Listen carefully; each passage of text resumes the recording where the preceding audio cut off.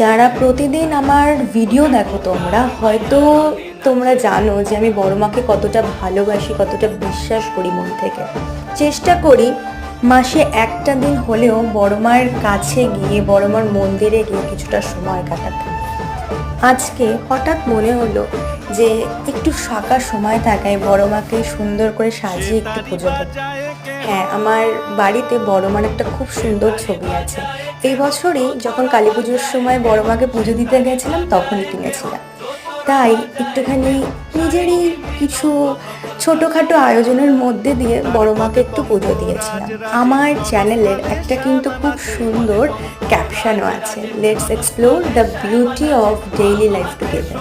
আর আমার জীবনের বিউটি যদি কিছু একটা হয়ে থাকে, সেটাই অনেকটা অংশ জুড়ে আছে আমার বড় মা। তাই ডেইলি ব্লগিংয়ের মধ্যে এটা কিন্তু পোস্ট করতেই হতো।